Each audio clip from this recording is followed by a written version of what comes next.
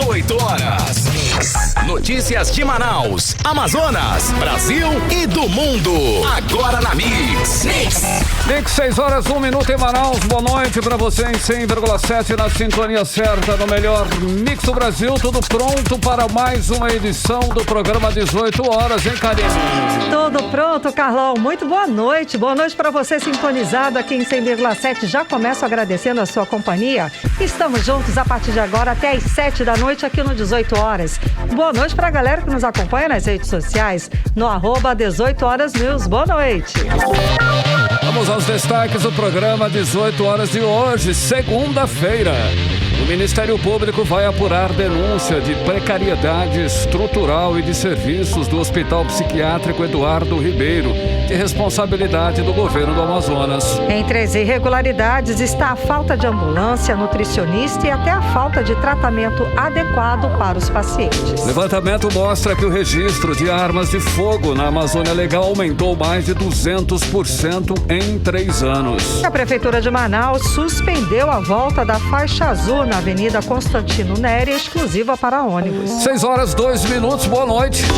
Está no ar mais uma edição do programa 18 horas. Os destaques do dia, os destaques desta segunda-feira. Você confere a partir de agora, hein? Hoje, 25 de julho de 2022. Vamos juntos com você até às 7, mais uma edição do 18 horas aqui no melhor Mix do Brasil. 18 horas. Olha só, abrimos a semana com mais uma denúncia de irregularidade do governo do Amazonas na área da saúde. A última foi que o Ministério Público investigou e confirmou o abandono da maternidade do Alvorada, de responsabilidade do governo do Amazonas. E de acordo com o presidente do Sindicato dos Médicos do Estado, Mário Viana, a maternidade do Alvorada não é a única a ter problemas na falta de estrutura, Karine. Pois é, Carlão. De acordo com o que a gente noticiou também, o Ministério Público deu prazo para a Secretaria de Saúde do Estado resolva esses problemas. Caso contrário, vai entrar na Justiça contra o governo do Amazonas. E agora, o Ministério Público vai apurar outra denúncia, a de precariedade estrutural e de serviços do Hospital Psiquiátrico Eduardo Ribeiro. Ok, Karine, olha só, entre as irregularidades está a falta de ambulância, nutricionistas e também tratamento adequado para pacientes. A repórter Odineia Araújo explica os detalhes desta nova denúncia contra o governo do Amazonas. Vamos acompanhar. O prédio do Hospital Eduardo Ribeiro existe desde 1894. Na sexta-feira passada, a promotora de justiça especializada na defesa dos direitos humanos à saúde pública, Luísandra Xícharo de Menezes, publicou uma portaria solicitando ao Núcleo de Apoio Técnico do Ministério Público do Amazonas a realização de uma perícia para que se verifiquem os aspectos do Hospital Psiquiátrico Eduardo Ribeiro. Na portaria, a promotora diz que é necessário uma investigação mais eficaz para verificar as denúncias de abandono do hospital psiquiátrico e se há lesão aos interesses públicos.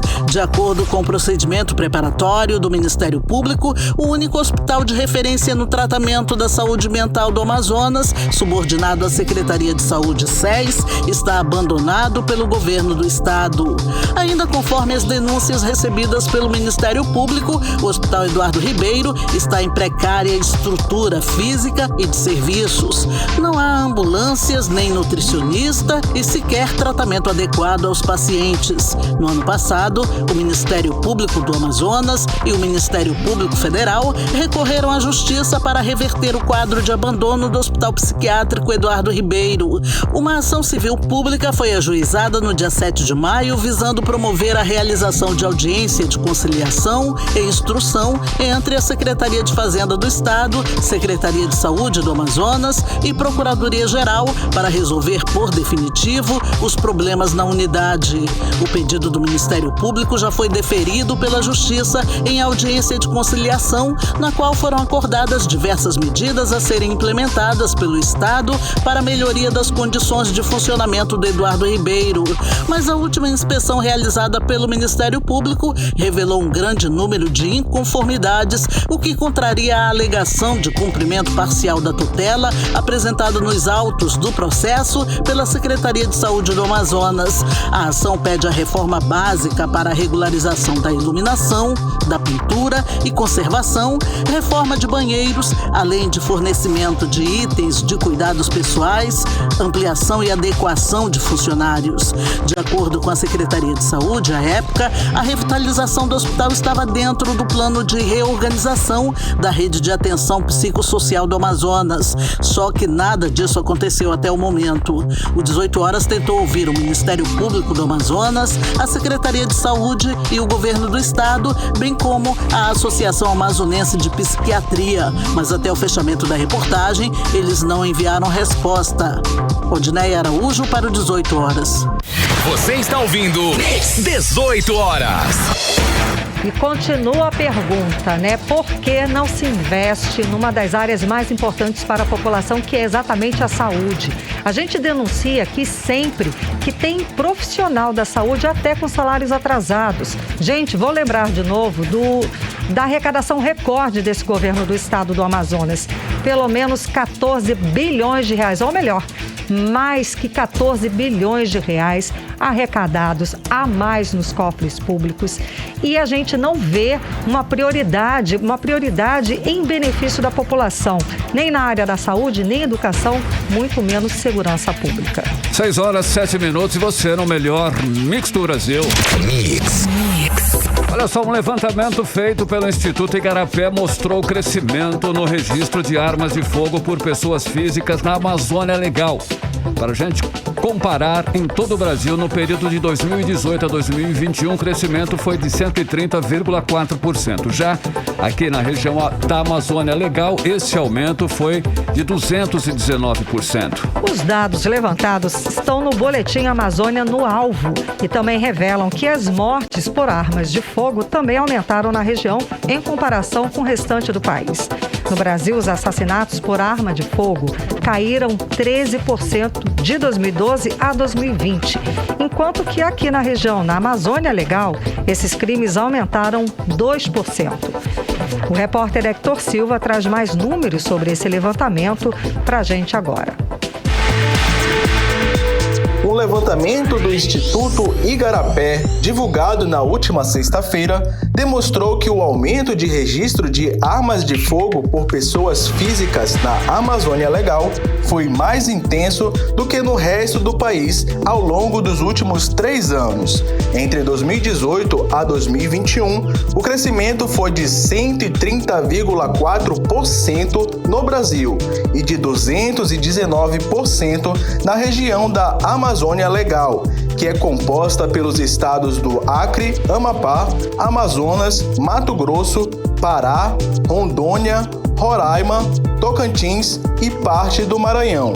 Os dados foram publicados no Boletim Amazônia no Alvo e mostra que em 2018 eram 57.737 armas registradas na Amazônia Legal.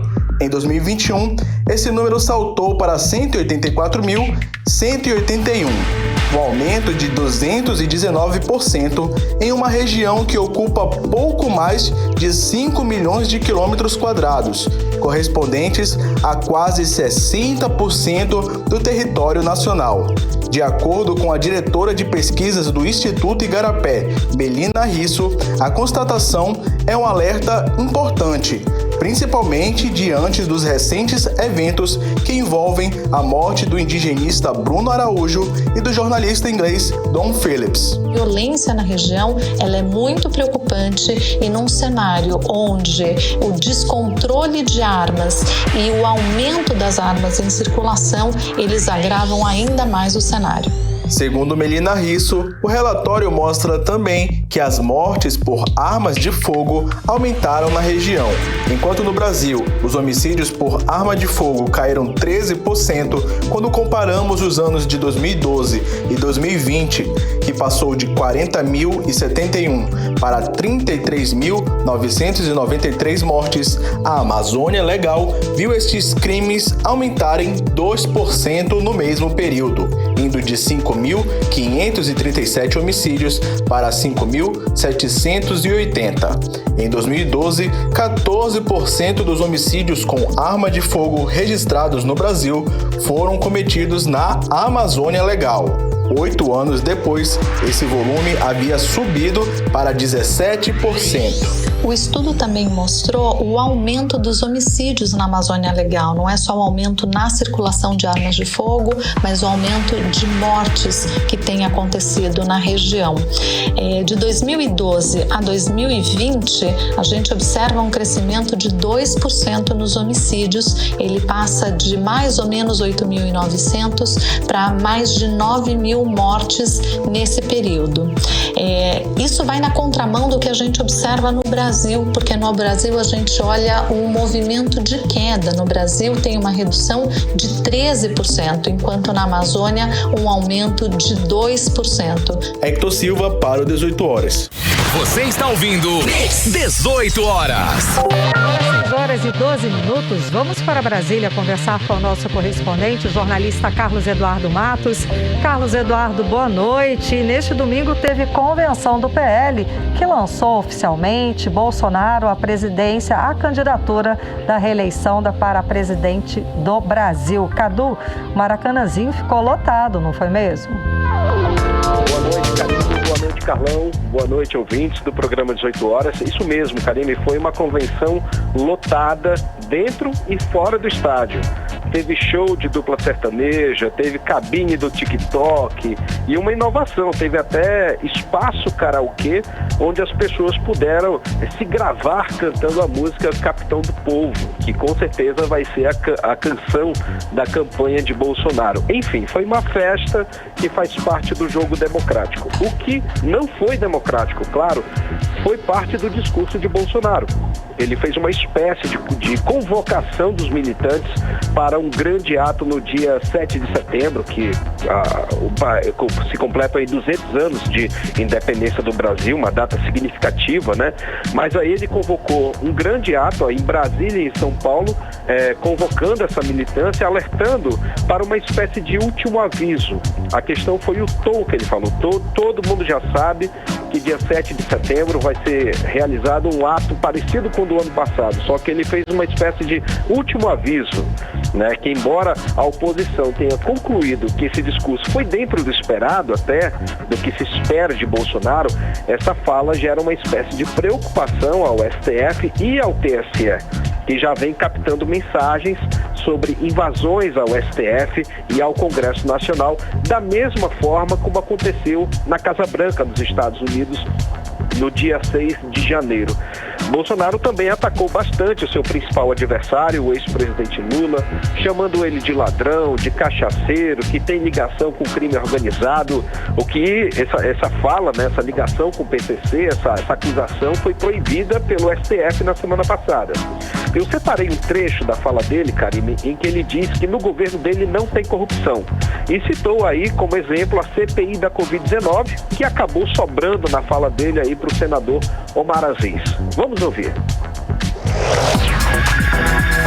O que estamos fazendo não é virtude, é obrigação. Temos o zelo com a coisa pública. Não tem jeitinho no nosso governo. 3 anos e meio sem corrupção. Se aparecer, vamos colaborar nas investigações. Tivemos a CPI da Covid. Com a conclusão.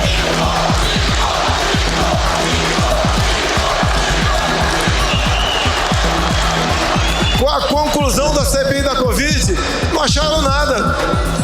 Me acusaram de corrupto virtual. Queria comprar a vacina Covaxin. Mas não quiseram apurar o consórcio do Nordeste. onde desviaram 50 milhões de reais e não compraram um respirador sequer. Teve nordestino que morreu asfixiado por falta de respirador. Mas nós sabemos do caráter do presidente da comissão. 18 horas. A gente acompanhou o trecho do discurso do presidente Jair Bolsonaro durante as convenções, a convenção do PL, que aconteceu neste domingo no Maracanãzinho, que lançou oficialmente a candidatura de Bolsonaro à reeleição para este ano. Cadu. Karime, o que me chamou a atenção nessa fala que eu destaquei é que Bolsonaro não mencionou as mortes no Amazonas por asfixia e também não mencionou a compra superfaturada de respiradores, crime o qual o governador Wilson Lima, que é apoiador dele, responde na justiça na condição de réu. Mas um ponto forte também, outro ponto forte desse discurso, Karime, do presidente, foi a participação das mulheres. A gente falamos aqui sobre isso na semana passada, né, na sexta-feira, com destaque aí a participação da primeira-dama Michele Bolsonaro. A gente falou que ela estava sumida aí da pré-campanha do presidente Bolsonaro, não estava afim, tinha uma rixa aí com o PL, com o presidente do partido, Valdemar da Costa Neto, e nesse evento aí de domingo ela apareceu, assumiu o microfone, o que estava fora do script, e fez uma mistura de pregação de igreja com campanha, mas de qualquer forma usou palavras bastante bonitas, levando Bolsonaro às lágrimas, né? O presidente Bolsonaro também falou sobre o Auxílio Brasil, ele disse que falou com o ministro Paulo Guedes, disse que vai manter o Auxílio Brasil no valor de 600... Cadu, um instantinho, falhou um instante na sua ligação, então volta um pouquinho da sua fala sobre a questão sobre o Auxílio Brasil. Agora, sobre o Auxílio Brasil. Isso. Nesse discurso, ele disse que conversou com o Paulo Guedes, ele disse que caso seja eleito, ele vai manter o Auxílio Brasil. Isso foi uma promessa que ele fez. Igualmente a do ex-presidente Lula, que falou que ele vai manter esse benefício, né, essa transferência de renda no valor, ou que era o Bolsa Família. Enfim, Karime, foi um evento que cumpriu o seu papel de mobilização das suas bases. Vamos seguir acompanhando o agora candidato Jair Bolsonaro, que parte para uma cruzada ao lado de seu vice, o general Braga Neto. Karime e Carlão. Cadu, olha só, o governo federal confirmou que vai pagar aí o primeiro benefício do Auxílio Brasil no valor de R$600, ok? Agora, inclusive no dia 9 de agosto, né? No início de agosto. Cadu, já tem previsão aí de quando sai o pagamento, já pensando na segunda parcela, Cadu? Carlão, saiu uma instrução normativa hoje no Diário Oficial da União do governo assegurando o pagamento do Auxílio Brasil no valor de R$600 já no dia 9 de agosto. Seria uma antecipação do benefício. Dinheirinho bom aí para ajudar muita gente a pagar as contas. Porém, Carlão, isso não vai acontecer nos próximos meses. Setembro, outubro, novembro e dezembro serão pagos entre os dias 18 e 30 de cada mês, seguindo aí o calendário que já está estabelecido. A ala política do governo e a equipe de marketing da campanha de Bolsonaro queria antecipar os 3 pagamentos antes da votação do primeiro turno, que é no dia 2 de outubro, o que não foi possível. Então, o primeiro e o segundo pagamentos saem antes do primeiro turno. O terceiro, quarto e o quinto pagamentos vão sair a partir do dia 18, ou seja, logo após a votação do primeiro turno. O governo pensa em mexer nesse calendário, Carlão, mas avalia que essa pode ser até que uma boa alternativa, deixando as outras 3 parcelas do Auxílio Brasil, no caso outubro, novembro e dezembro, para a disputa no segundo turno, que vai ser meio que um tudo ou nada. Agora, detalhe, Carlão, os caminhoneiros autônomos, a gente sabe aqui que a PEC Kamikaze autorizou aí o voucher no valor de R$1.000 para os caminhoneiros, só que tem uma novidade aí. Os caminhoneiros autônomos, importante reforçar essa parte, porque tem os profissionais com carteira e tal, tem os autônomos, os donos dos seus próprios caminhões. Eles fazem parte de uma base de apoio ao presidente Bolsonaro, eles vão receber o voucher no valor de R$2.000. É o pagamento da parcela de julho junto com a de agosto. Esse dinheiro deve beneficiar 800 mil profissionais em todo o país. Ou seja, a partir de agosto vai ter dinheiro derramando para os mais pobres e também para esses profissionais das cargas do transporte, né? Enquanto isso, Carlão, o governo anunciou hoje um corte de 6 bilhões e 700 milhões no orçamento público para o cumprimento do teto de gastos. A gente falou sobre esse assunto na sexta-feira, falamos que o presidente Bolsonaro já havia dito isso, o ministro Paulo Guedes também anunciou, e hoje teve coletiva no Ministério da Economia ressaltando, reforçando pelo menos esse valor. Esse corte vai atingir mais uma vez, Carlão, setores da educação e da saúde, que ainda não foram especificados pelo Ministério da Economia, ou seja, o mistério continua. Então as universidades já estão em polvorosa, acreditando que isso daí, esse recurso vai atingir principalmente as faculdades, que são as instituições que não apoiam o presidente Bolsonaro. Aí você pergunta, Carlão, Cadu, você acabou de dizer que vai sair dinheiro do Auxílio Brasil, como é que pode? É que o recurso do Auxílio Brasil está amparado na lei que foi promulgada há alguns dias, que permite o governo furar o teto de gastos para promover ações sociais. Não tem nada a ver com o dinheiro do orçamento da União, pelo menos teoricamente, tá, Carlão? Teoricamente, o dinheiro, uma coisa é uma coisa, outra coisa é outra coisa. Então, o governo precisa cumprir o teto de gastos para cumprir com o orçamento da União. E, mais uma vez, a saúde e a educação vão ficar comprometidos. Esse é o terceiro corte de orçamento só esse ano. E o governo alega que o motivo é que vai precisar repassar os recursos da Lei Paulo Gustavo, que é na área de cultura e arte, e os recursos para ciência e tecnologia. Ambas as áreas passaram a ser obrigatórias por decisão do Congresso Nacional. Ou seja, quem está pagando a conta desse populismo é o serviço público e de quebra a população. Carlão e Karine. Cadu, para finalizar, saiu nova pesquisa de intenção de votos, tá? E para a presidência, e revelou que aumentou a diferença entre os candidatos Lula e o presidente Bolsonaro, que é candidato à reeleição. Bom, aumentou a diferença de 9 para 13 pontos percentuais. Cadu, explica para a gente mais detalhes dessa nova pesquisa. Karine, saíram, na verdade, duas pesquisas, a IPESP e a FSB. Então, como os resultados são um pouco parecidos, a gente vai se concentrar na pesquisa da FSB Comunicação. Ela aponta um crescimento do ex-presidente Lula fora da margem de erro. Ele aparece com 44% das intenções de voto e Bolsonaro com 31%. Diferença, como você disse, de 13 pontos percentuais. Na última pesquisa, a distância entre eles era de 9 pontos, ou seja, Lula progrediu 4 pontos e Bolsonaro caiu 1 ponto, o que é muito raro, né? É uma das poucas vezes que Lula evolui no quadro de pesquisas eleitorais. Apenas Bolsonaro tem crescido nos últimos meses, e de forma pequena, né? O que chamou a atenção nessa pesquisa, Karine, é que as medidas provisórias aprovadas pelo governo, juntamente com o Congresso Nacional, ainda não foram suficientes para mexer no quadro eleitoral.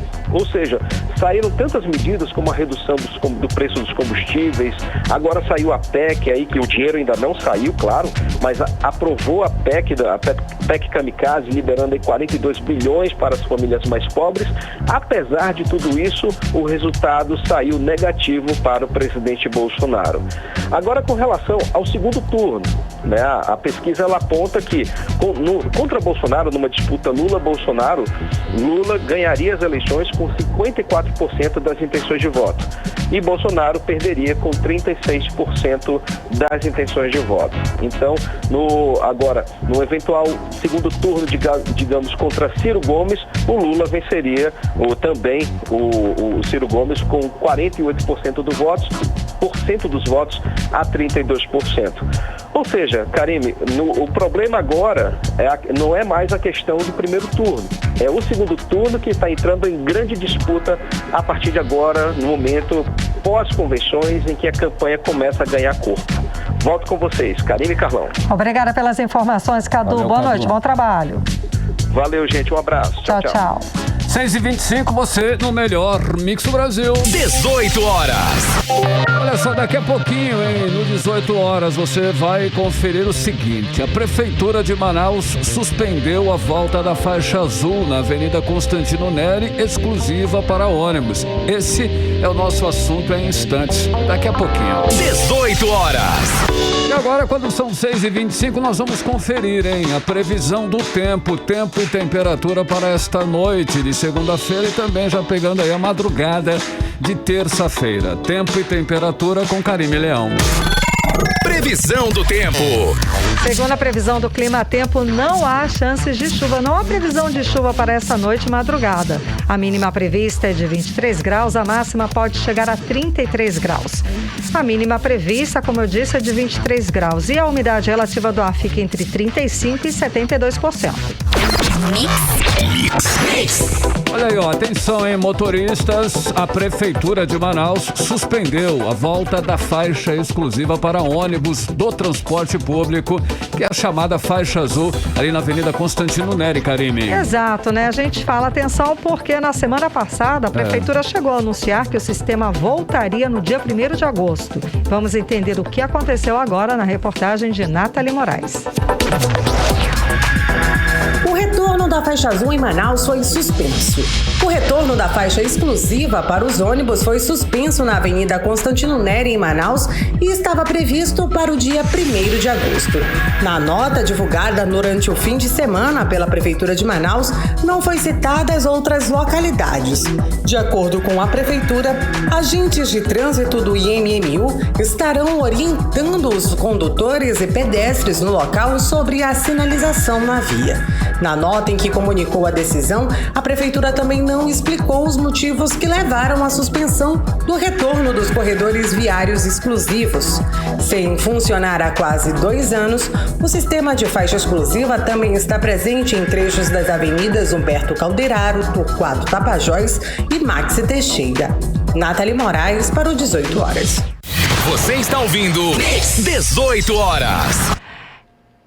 E essa agora para quem pega táxi, tá? Porque tem aumento previsto. Começou esta segunda-feira o credenciamento para reajuste de taxímetros em Manaus, feito pelo Instituto de Pesos e Medidas do Amazonas. O Instituto acredita que cerca de 3.500 motoristas, entre taxistas e permissionários, devem procurar o serviço que define os preços das bandeiras 1 e 2, além da tarifa da hora parada. E o repórter Hector Silva traz mais detalhes sobre o assunto para a gente. Aproximadamente 3.325 taxistas e permissionários devem realizar a mudança de tarifa dos taxímetros, que é realizada pelo IPEM, o Instituto de Pesos e Medidas do Amazonas. O serviço de atendimento iniciou nesta segunda-feira, dia 25, no terminal de cronotacógrafo, localizado na Avenida Flamboyant, sem número, gleba D2H, lote 15B2, bairro Distrito Industrial 2, Zona Sul de Manaus, e vai até o dia 13 de setembro. Segundo o diretor técnico do IPEM Amazonas, Itamar Souto, a medida atende ao decreto municipal número 5.330, publicado pela Prefeitura de Manaus, que estabelece o novo reajuste da tarifa do Serviço Público Municipal de Transporte Individual de Passageiro por táxi nas bandeiras 1 e 2 e a hora parada. Como houve o decreto municipal que altera a tarifa, a gente precisa adequar todos os taxímetros no mesmo período, com um espaço de tempo menor. Então, o governo do estado do Amazonas, pensando nessa situação e ofertar a maior forma de conforto para o taxista, fez o quê? Trouxe as oficinas para o mesmo ambiente que vão fazer o trabalho, vai fazer a adequação dos equipamentos. Então, o taxista, ele só vai passar uma vez por aqui, estando seu veículo normal. Entra, faz a vistoria, faz a alteração do chip na oficina, vai correr na pista com os nossos técnicos, estando tudo ok, lacra o seu taxímetro e daqui ele já pode ir embora para continuar o seu cotidiano, o seu dia a dia de trabalho. O novo reajuste da corrida entrou em vigor no dia 20 de junho de 2022. Com a nova tarifa, a bandeirada passa de R$ 4,00 para R$ 5,00. O quilômetro rodado na bandeira 1 passa de R$ 2,60 para R$ 3,12, no horário de 6 às 22 horas. Já a bandeira 2 passa de R$ 3,45 para R$ 4,14, de 22 horas às 6 da manhã, em dias úteis. Aos fins de semana e feriados, o valor de R$ 4,14 é para o dia inteiro. A tarifa da hora parada também teve reajuste e passa de R$ 40 para R$ 48. Para a mudança de tarifa dos taxímetros, é necessário que os taxistas e permissionários apresentem o CRLV, que é o Certificado de Registro e Licenciamento do Veículo, o DAN, Documento de Arrecadação Municipal, o último certificado de verificação do taxímetro e a carteira de identificação de permissionário ou auxiliar. Hector Silva para o 18 horas. Você está ouvindo 18 horas. Olha, nós já falamos aqui sobre a pesquisa do IBGE que revelou, que mostrou que o Amazonas foi eleito o estado com o maior número de homens do Brasil, hein? Tem mais homens aqui do que no resto do Brasil, Karine. E também a mais jovem, população mais jovem. O levantamento traz um percentual de 51,5% de homens na população. O maior percentual do país, Karine. Exato, Carlão. E a população total do estado foi estimada em 4,1 milhões de pessoas, com números de 2021. Já a população aqui de Manaus foi estimada em 2.256.000 pessoas. A repórter Nathalie Moraes tem mais informações sobre essa pesquisa pra gente. Vamos acompanhar. Os dados são resultados dos indicadores da PNAD contínua do IBGE. A pesquisa possibilita entendermos a distribuição da população brasileira por sexo, grupo de idade, cor ou raça, domicílios e a evolução dos números ao longo dos últimos anos. Somente no Amazonas, essa população chegou no ano de 2021 a 4.104.000 residentes, um aumento de 13,8% quando comparado ao ano de 2012. Manaus possui o maior quantitativo populacional do estado, com 2.256.000 pessoas. Números que chamam a atenção e apontam mudanças na demografia do estado, como aponta o supervisor de disseminação de informações do IBGE no Amazonas, Adjalma Nogueira. A PNAD contínua de 2021 demonstra importantes alterações ocorridas na demografia do Amazonas. A população continua em crescimento na capital e no interior. A proporção de homens no total de moradores é a maior do país. Por outro lado, a pesquisa demonstra que nos últimos 10 anos, o percentual de crianças e adolescentes de até 15 anos de idade diminuiu quase 8% no estado e 5% na capital. Como consequência, a população acima dessa idade aumentou significativamente dentro do período. Apesar da redução de proporção de pessoas de 0 a 17 anos, o Amazonas possui o quinto maior percentual populacional de crianças e adolescentes do país, com 31,7%. Por outro lado, temos uma das menores taxas de idosos entre os estados. A dinâmica da demografia no que diz respeito à diminuição de jovens e o aumento da população adulta é um reflexo do que vem ocorrendo no país, o que é uma consequência de uma redução cada vez mais acentuada na taxa de natalidade das mulheres em idade fértil. O Amazonas é um estado hoje composto por 80,1% de pessoas pardas, o maior índice do país. Já a população que se declarou branca perdeu representatividade dos dados da PNAD 2021, deixando o estado na última posição. Quanto às pessoas de cor preta, houve um pequeno crescimento, chegando a 3% na pesquisa. Também teve destaque a questão dos domicílios. Outro destaque da pesquisa é o aumento no número de domicílios unipessoais, aqueles onde mora apenas uma pessoa. Embora o estado possua uma das menores proporções do país, o crescimento indica um novo comportamento da população amazonense. Por outro lado, as unidades domiciliares estendidas, aquela cuja família é composta por outro parente, colocaram o Amazonas com a segunda maior proporção do país. O Amazonas ainda possui um dos menores percentuais de pessoas que vivem sozinhas em comparação com os outros estados, ficando à frente apenas do Maranhão, do Pará e de Roraima. Nathalie Moraes para o 18 horas. Você está ouvindo 18 horas. Entrevista do dia. Vamos agora conversar com o ex-ministro da Casa Civil do governo Lula, José Dirceu, que está em Manaus para lançar o seu livro Muito boa noite, seja bem-vindo aos estúdios da Mix, aqui no programa 18 horas. Vamos falar do seu livro, né? Zé Disseu Memórias, com narrativas que trazem um levantamento desde a sua época de líder estudantil até chegar a ministro. Muito boa noite, seja bem-vindo. Que livro, né? Que trajetória o senhor conseguiu resumir num único livro. Boa noite. Boa noite, muito obrigado pelo convite. É uma alegria estar novamente em Manaus, no Amazonas. Faz 10 anos que eu não retornava aqui. Nossa. Inclusive no livro eu conto que em 1971 eu voltei do exterior. Em 69 nós fomos trocados pelo embaixador americano que foi sequestrado. Nós estávamos presos, estávamos sendo torturados. Não havia liberdade no país. Há uma ditadura. E fomos para o exterior. Eu voltei para lutar contra a ditadura e vim pela Europa, para Bogotá e entrei por Manaus. Olha, nossa, desde lá o senhor nunca mais voltou para Manaus? Não, voltei inúmeras vezes. Já tem o quê? Uns 40 anos isso? Isso foi em 71.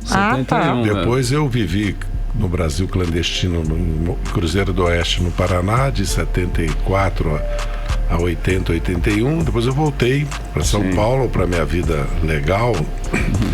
Fui deputado estadual, deputado federal, fui secretário-geral do PT de São Paulo, terminei minha faculdade, fui trabalhar como advogado e até chegar à vitória do Lula em 2002. Mas eu vim ao Amazonas, acho que mais de uma dezena de vezes, né? Sim. Inclusive, não vim lançar meu livro por causa da pandemia, porque eu lancei em 22 capitais, ficou faltando Campo Grande, Porto Velho, Rio Branco, Manaus, Boa Vista e Macapá. E parei quando eu tinha feito 60 cidades além das capitais por causa da pandemia. Agora eu tive essa oportunidade de voltar ao Amazonas para lançar meu livro, não só aqui em Manaus, como também em outras cidades, que para mim é uma alegria. Inclusive, eu ia fazer essa pergunta para o senhor. O senhor vai lançar aqui em Manaus, vai lançar em Itacoatiara, em Tefé e também em Manacapuru. E além desses lançamentos, o senhor ainda tem também que cumprir uma agenda política, é isso? Exatamente. Então, estou determinado a cumprir essa agenda política. Acho que é muito importante para o Lula uma vitória no Amazonas e no norte do país. Vamos lembrar que o Lula já venceu eleições no norte do país, né? Aliás, já teve uma expressiva votação no Pará, por exemplo, no Maranhão, na ida para o Nordeste, e tem hoje o apoio do MDB praticamente do Mato Grosso até a Bahia, nesse arco no sentido horário, entendeu? Daí, inclusive, essa decisão que foi tomada de apoio à candidatura do ex-governador, senador, ex-ministro Eduardo Braga, do MDB, pela Federação PT-PC do BPV, para compor um palanque aqui para o Lula, certo? O que evidentemente não significa que outros não possam apoiar o Lula, certo? Que essa é uma questão em vários estados em aberto, né? Às vezes nós não temos um palanque só, temos 2 palanques, não. Mas é uma questão que vai ser decidida nessas convenções que estão acontecendo em todo o Brasil, inclusive aqui no estado do Amazonas. Exato, e a convenção do PT está marcada para acontecer sexta-feira agora, de manhã. E à noite o lançamento do seu livro aqui em Manaus. Você vai participar das convenções? Não. Como é que está a sua agenda para essa sexta-feira? Essas convenções, na verdade, elas são para oficializar decisões que já estão tomadas. É a convenção legal. Tanto é que o Lula não estava presente em São Paulo. Na convenção estava em Pernambuco, certo? Mas também não tem nenhuma razão para não ir, certo? Se for convidado, eu irei. Terei a maior alegria de ir, certo? Eu vou jantar hoje com o nosso presidente do PT, com o Zé Ricardo, nosso deputado, com o Serafim, entendeu? Então, vou ter a oportunidade de conversar. Serafim do PSB, vou visitar a Vanessa Crasotin, nossa deputada, vou visitar todos aqueles que queiram dialogar, conversar conosco. O importante nesse momento do Brasil, né, é a eleição do Lula, certo? A eleição do... Todas as outras questões, decisões estão submetidas a essa questão maior. Por isso mesmo fizemos uma aliança com o PSB, que indicou Geraldo Alckmin, compusemos com 7 partidos, né? Sim. Uma aliança que além do PV, PCB, PT, tem a Rede, tem o PSOL, tem o Solidariedade, certo? E estamos avançando, na verdade, quase a maioria do MDB e grande parte do PSD, por isso mesmo estamos apoiando o senador Omar Assis. Esses partidos, essa parcela importante desses 2 partidos também apoia o Lula.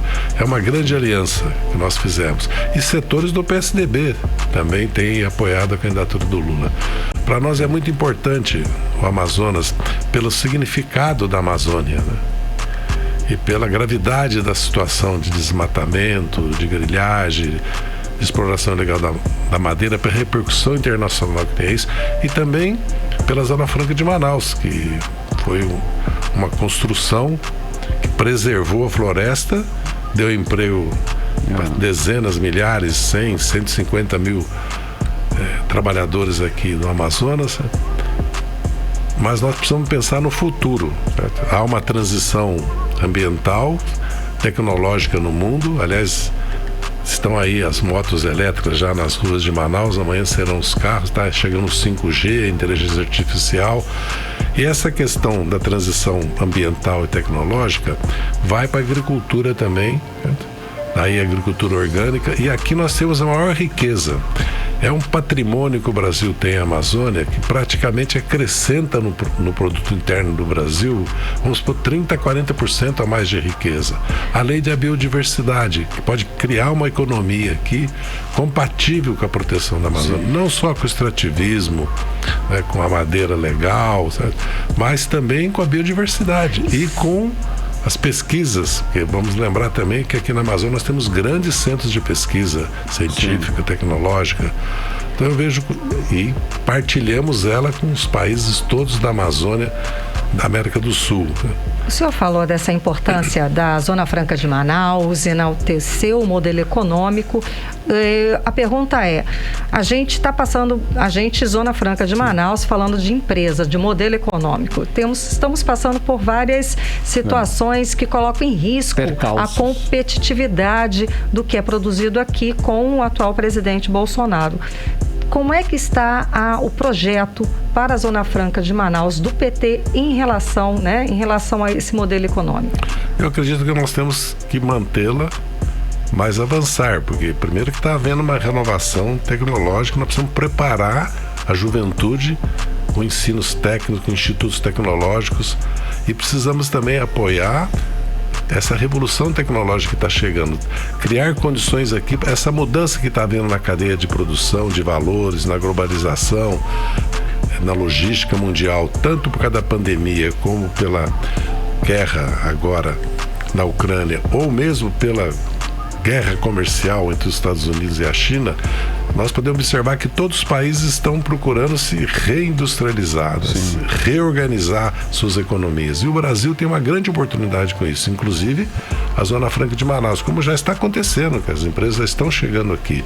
Então nós temos que aperfeiçoá-la, desenvolvê-la e não tomar medidas que possam colocá-la em risco, como foram as últimas medidas tomadas pelo governo Bolsonaro, agravadas depois por medidas tomadas no âmbito da política de tarifas, né, a nível mundial. Né? Então acho que é preciso não parar no tempo, incorporar os avanços científicos e tecnológicos, criar condições para que a juventude tenha acesso, né, à educação tecnológica, porque hoje falta trabalhadores qualificados, centenas de milhares em TI, por exemplo, e faltarão aqui também se nós não tomarmos essas medidas. Como nós criamos institutos federais tecnológicos, expandimos as universidades, vamos voltar a priorizar a educação, a saúde e também a cultura e o turismo, porque o turismo também é muito importante para a Amazônia e pode ser um fator determinante.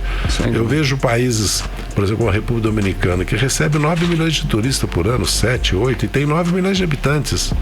O turismo emprega, desenvolve a economia. É muito importante.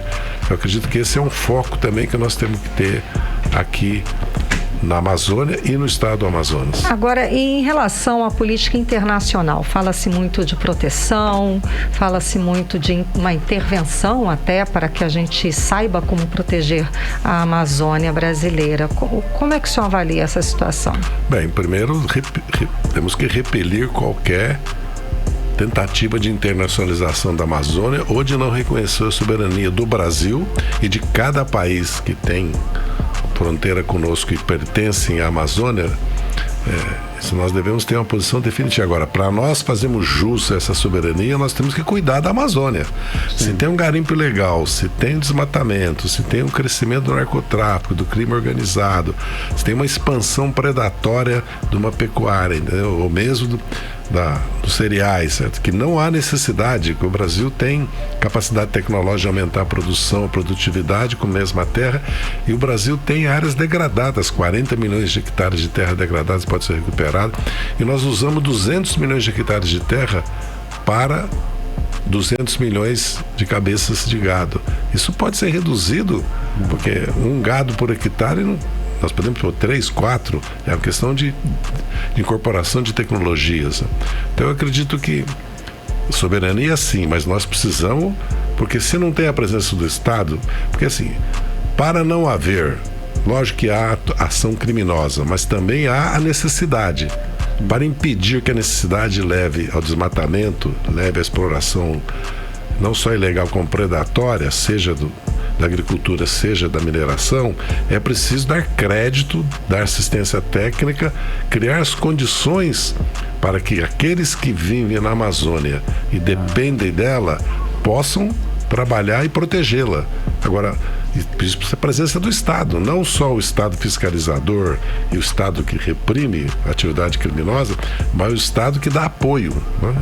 Cria oportunidades. Cria oportunidades, porque nós temos que pensar que nos próximos anos o comércio, primeiro nós temos que pensar que, na verdade, de Roraima, Amazonas, Acre, Rondônia, Mato Grosso do Sul, já está havendo uma virada da economia para a Ásia.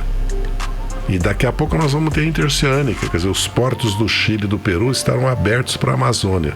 Então, uma nova economia surgindo voltada para a Ásia. Segundo as ligações, seja por hidrovias, seja por ferrovias, crescerão, tanto para os portos, né, do Maranhão, como para os portos da Ásia, e não mais para São Paulo, para Santos e para Paranaguá. E nós temos que ver que há uma integração com a América do Sul, energética e de infraestrutura rodoviária, ferroviária, que precisa ser feita. Então há muito o que pensar em política externa, fora a importância da Colômbia e da Venezuela, que são dois países que têm quase 80 milhões de habitantes. A economia da Colômbia é uma economia hoje industrial, uma economia como a da Argentina, que está no patamar médio, né? Depois da brasileira e da mexicana. E a Venezuela, que está se normalizando, também é um grande espaço para, porque nós temos uma Amazônia comum e temos um lago comum do Orinoco, que forma toda uma região riquíssima em minerais, em petróleo, e uma oportunidade de grande expansão também, não só das relações culturais, políticas, institucionais entre os países, mas do comércio e da imigração, porque hoje é uma realidade, né? A imigração é uma realidade. E se o Brasil tivesse continuado a crescer nesses últimos 6 anos, hoje nós teríamos milhões de sul-americanos vivendo no Brasil, como existem milhões de brasileiros vivendo em vários países do mundo, nos Estados Unidos e outros países, né? Como na própria Portugal, são 300 e tantos mil brasileiros, nos Estados Unidos são milhões de brasileiros, na Austrália, no Japão, né? Que essa é uma realidade do mundo atual. Ok. Voltando, se o senhor me permite, a questão da eleição, da política, o senhor falou inclusive que vai apoiar o PT, vai apoiar o candidato Omar Aziz para o Senado. E para o governo do Amazonas, já está definido esse apoio? A decisão que foi tomada numa reunião com o presidente Lula, que depende evidentemente da decisão e do referendo do Diretório Regional do Amazonas, é apoiar o senador Eduardo Braga do MDB, certo? Okay. Que eu acredito que com uma aliança com o Omar Aziz, certo? E com os partidos que vão apoiá-lo, torna-se um candidato competitivo, porque a eleição ainda está em aberto. É evidente que o ex-governador amazonino é o candidato com mais chances, vamos dizer, e nas pesquisas aparece em primeiro lugar, tem um recall pelas realizações que fez, pela memória que o Amazonas tem dele. Portanto, está aliado a um candidato competitivo para o Senado, ex-senador, ex-prefeito, aliás, meu amigo pessoal, Arthur Virgílio, certo? Que também está disputando com o Assis e com outros candidatos o Senado. Então, é uma eleição e temos ainda a possibilidade da candidatura do Ricardo Nicolau, certo? Que está em aberto. Então o cenário também ainda e o próprio governador que tem uma posição razoável, né? Então é uma eleição em aberta, certo?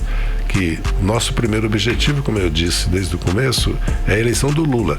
Mas nós temos também, evidentemente, uma aliança aqui e um candidato, assim que o Diretório Regional referendar, que é o senador Eduardo Braga e o Osmar Assis para o Senado. É a nossa chapa, o próprio deputado, o nosso Zé Ricardo, outros candidatos como a Vanessa Grasotin, os deputados estaduais que nós temos, começando pelo nosso presidente Sinés, temos uma chapa que pode fazer 4, 5 deputados estaduais, pelo que eu conversei hoje, e podemos fazer 2, 3 deputados federais. É uma disputa dura, porque o coeficiente, como são 8, é muito alto, né? Diferente da Assembleia, que 24 já cria uma condição mais competitiva. Não é fácil, mas temos que acreditar, porque são lideranças importantes, né? A Graziotin continua com muita visibilidade, apoio, né? Estava conversando hoje, inclusive em cidades que ela venceu a eleição para o Senado em 18, né? Que ela não é uma candidata, é uma candidata. E o nosso Zé Ricardo, que já mostrou, né, que tem voto, né, que tem apoio, que exerceu o mandato muito bem. Agora, como é que o senhor analisa, o senhor que tem tanta experiência de tantas eleições brasileiras importantes, né? O senhor passou por várias situações importantes na história política do país. Como é que o senhor vê a eleição deste ano tão polarizada? Acho que a gente nunca viu um cenário tão polarizado e até agressivo politicamente como esse ano, como as eleições desse ano. Eu estou certa? O senhor acha isso? Não, você está certa, mas eu queria fazer uma mediação. Certo. Primeiro, que a polarização é natural. Republicanos e democratas, trabalhistas e conservadores, né? Evidentemente que em alguns países tem uma terceira e uma quarta força política, né? Nós vamos na Itália agora, são 3 partidos de direita, um na verdade de extrema direita, contra o Partido Democrata. Mas na França eu vi um arco maior. No Brasil, a polarização sempre foi entre PT e PSDB. O problema da polarização agora é quando entra a violência, entra o ódio, entra a pregação do ódio da violência. Evidentemente aí nós temos que não aceitar, isso é intolerável. Nós temos regras democráticas, por exemplo, dizer que as urnas eletrônicas podem ser fraudadas, dizer que elas não têm segurança. Isso não pode. Sem provas, né? Sem provas, e a experiência toda demonstra o contrário. Até porque o próprio presidente foi eleito 7 vezes deputado federal e nunca, desde 98 as urnas são eletrônicas, ele nunca contestou. E o filho dele foi eleito senador, outro deputado, outro vereador, e ele foi eleito presidente. É verdade que ele disse que a eleição foi fraudada, que ele ganhou no primeiro turno, mas isso são afirmações políticas, né? Com o objetivo de estabilizar o processo eleitoral. Por isso mesmo que a justiça tem tomado providências legais contra e punido, inclusive, aqueles que atentam contra a ordem democrática, aqueles que colocam em ameaça o calendário eleitoral, o sistema eleitoral e as eleições. Agora, do ponto de vista de projetos de governo, o próprio eleitorado, os próprios brasileiros e brasileiras optaram por 2 candidaturas, porque na espontânea dá 75% decidido, não é comum, né? É porque há realmente 2 blocos políticos, né? O PL, o PR e o PP, certo? Com o presidente Bolsonaro, e o bloco que eu descrevi aqui com o Lula, que representam 2 projetos para o país, de visão da vida, do papel do Estado, do modelo econômico, né? E interesses diferentes. Nós representamos mais, né, setores da sociedade, e o presidente Jair Bolsonaro representa outros setores. E as pesquisas estão indicando que o Lula tem uma vantagem de 10%, 13% no primeiro turno e talvez de 20% no segundo turno, de 60% a 40%. Porque há um fator que poucos chamam atenção: o Bolsonaro não sobe no segundo turno. ele faz 35, 36, no segundo turno 37, 38. Enquanto se nós olharmos a eleição na França agora, a Marine Le Pen, que fez, se não me engano, 21,3 ou 23,1, foi para 41 no segundo turno. Então, esse é um fenômeno, porque a rejeição ao governo dele, a reprovação do governo dele chega a 53%, 60%. E entre as mulheres, os jovens no Nordeste, é muito alta a aprovação e o voto no Lula. Então, a maior probabilidade é que o Lula vença as eleições, pelas pesquisas. A eleição, nós temos ainda 70 dias pela frente, não se pode dizer quem ganhou. Mas a tendência é essa que as pesquisas indicam. Porque há uma memória do legado do Lula e há um julgamento do governo Bolsonaro. Quer dizer, a maioria do país reprova o governo dele e rejeita. E tem ele como o principal responsável para essa situação. Veja bem que hoje mesmo, mix 18 horas, corte no orçamento deve ser saúde e educação. Então o que ele fez? Ele faz uma série de bondades eleitorais, né, algumas necessárias, como, né, o Auxílio Brasil, né, ou mesmo a ajuda aos caminhoneiros ou aos taxistas, né. Mas ao mesmo tempo, depois ele corta na educação e na saúde. Então quem vai ser prejudicado é o conjunto dos trabalhadores que depende da saúde e educação, que seus filhos dependem. Então é uma coisa... Porque esse dinheiro vai sair de algum lugar, né? Então, completamente irracional, certo? Porque não se fez uma reforma tributária no país, entendeu? Então aí é uma questão mais que essa. É uma questão que nós defendemos abertamente, né? E nos diferencia do Jair Bolsonaro, que no Brasil quem paga imposto direto. Não, é indireto, regressivo, quer dizer, o trabalhador paga sobre bens e serviços. E a renda, a riqueza, a propriedade quase não paga imposto comparado com a União Europeia. Não estou falando da Alemanha, da França, da Itália, onde é o contrário. Então, são questões que vão ser colocadas na eleição. O balanço da educação, da saúde, da segurança, da criação de emprego, do desenvolvimento do país. Fora o ataque à cultura, o ataque à democracia, que são questões também que o eleitorado já está pesando, né? Eu digo sempre que o presidente Bolsonaro, ele tende a perder a eleição pelo conjunto da obra, porque alguns podem falar, não, é porque ele atacou muito os artistas, a cultura, não é porque ele abandonou a educação, a saúde, não, porque durante 7 anos não se criou, como se propôs com as privatizações, que a reforma previdência trabalhista que se criaria no crescimento. O país não cresceu esses 6, 7 anos, mas também por esse conjunto da obra, e não só por um fator ou outro. Certo. Vamos então, para finalizar, o serviço do lançamento do seu livro, são suas memórias, essa coletânea importantíssima. Vai acontecer então nesta sexta-feira agora, no Sindicato dos Metalúrgicos, a partir das 7h, é isso? Exatamente. Estão todos convidados? Todos convidados, portas abertas. Para receber lá, o senhor vai falar alguma coisa? Vou falar um pouco sobre o livro e falar um pouco sobre o Brasil, né? Como eu sempre faço. Porque eu conto, na verdade, a história da minha geração. Não é tanto a minha, da geração de 68 que lutou contra a ditadura, né? Do movimento estudantil que se levantou já em 65 contra a ditadura. Que, aliás, já tinha se oposto ao golpe e tinha apoiado as reformas de base do governo Jango, que é a União Nacional dos Estudantes. E depois conto também a minha história, né? De onde eu nasci, quem eram meus pais, como é que eu vim de Minas Gerais para ser office boy, para ser arquivista, almoxarifado, relações públicas, auxiliar de escritório em São Paulo, como é que eu fiz faculdade de Direito, como é que eu trabalhei, estudei a vida toda. Depois como é que eu fui preso por lutar por eleições, contra a censura na imprensa, contra a repressão de manifestações e também contra a política econômica, contra uma ditadura que extinguiu os partidos, acabou com a eleição para presidente, governador, prefeitos, e que o Jair Bolsonaro defende, né? Que torturou, que assassinou, e que expôs o Brasil no mundo todo, como ele está expondo também, como se o Brasil fosse um pária. Depois eu conto a história do PT, né? Conto a história da minha luta contra a ditadura, mas aí quando chega em 80, né? Eu conto a história do Brasil já de 80, né? Já vem direta porque já. Vamos lembrar que em 74 o povo votou no MDB e derrotou a Arena.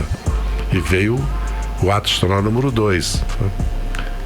Veio o pacote de abril, porque foi na derrota em 65 em Minas e no Rio que a ditadura acabou com a eleição, acabou com os partidos e impôs a censura e a repressão, que é o ato nacional número 2. O 5 foi contra as greves do movimento estudantil, dos operários, a luta contra a ditadura. E depois, em 78 de novo e 82 de novo, o povo veio votando no MDB.